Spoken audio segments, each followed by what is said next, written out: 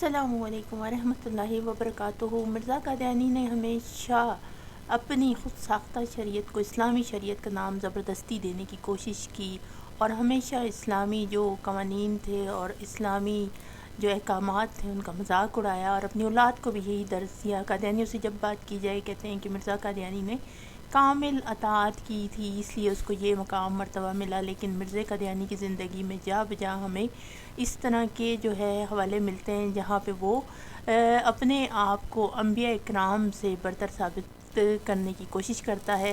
ایک حوالہ ہمارے سامنے آئیے دیکھتے ہیں۔ حوالہ ہمارے پاس الفضل قادیان مرغہ 5 جولائی 1956 کا ہے اور صفحہ نمبر 3 ہے، اور یہاں پہ پہلے کالم میں مرزا قادیانی کا بیٹا بشیر الدین اور قادیانیوں کا 2 نمبر خلیفہ جو ہے وہ لکھ رہا ہے کہ جب ہم حضرت خلیفہ اول سے پڑھنا شروع کیا تو میرے ساتھ میر محمد اسحاق صاحب بھی شامل ہو گئے۔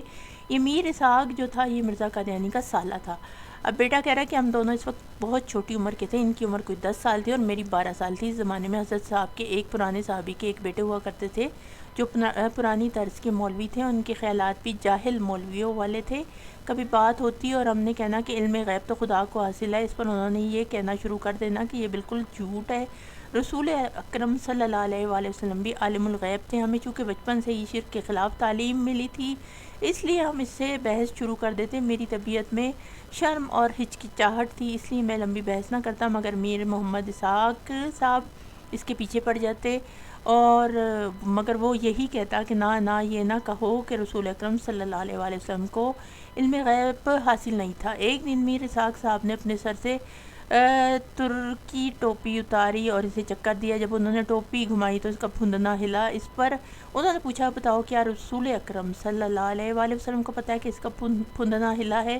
کہنے لگا ہاں رسول اکرم صلی اللہ علیہ وآلہ وسلم کو پتہ ہے کہ اس کا پھندنا ہلا ہے۔ اس پر ہم سب ہنس پڑے، مگر وہ بڑی سنجیدگی سے یہی سمجھتا کہ رسول اکرم صلی اللہ علیہ وآلہ وسلم کو حضرت آدم سے لے کر اپنے زمانے تک اور اپنے زمانے سے لے کر قیامت تک کے واقع ہونے والی ہر بات کا علم ہے، یہاں تک کہ اگر ٹوپی کا پھندنا ہلا ہے تو اس کا بھی آپ کو پتہ ہے۔ جی دیکھ لیا آپ نے کس طرح یہ انبیاء کرام کا جو ہے وہ مذاق کیا کرتے ہیں، تمسخر اڑایا کرتے ہیں۔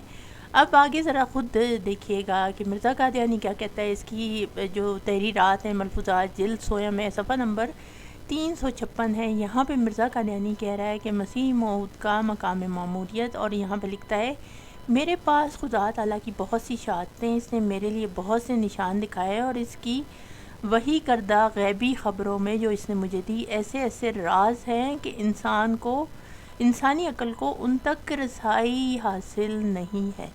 سن لیا آپ نے، مرزا قادیانی تو کہہ رہا ہے کہ مجھے غیبی خبریں بے تحاشا دی گئی ہیں اور ایسی ہی دی گئی ہیں کہ انسانی عقل ان تک پہنچ ہی نہیں سکتی، اور دوسری طرف جو ہے یہ خود اور اس کی ذریت جو ہے وہ نبی پاک صلی اللہ علیہ وآلہ وسلم کے بارے میں اس طرح کی جو ہے گھٹیا ترین مذاق کرتے ہوئے کہتے ہیں کہ ایک ٹوپی کا پھندنا ہلا ہے تو کیا یہ بھی پتہ ہے، اور اپنے بارے میں کہہ رہا ہے کہ مجھے کائنات کی بڑی بڑی خبریں دی گئی ہیں، نشانات دیے گئے ہیں جن میں غیب کی خبریں ہیں جو کہ انسانی عقل سے اوپر ہیں۔ خود ہی دیکھ لیجئے کہ یہ کس قسم کا مذہب ہے اور مرزا قادیانی جو تھا وہ کس قسم کا انسان تھا۔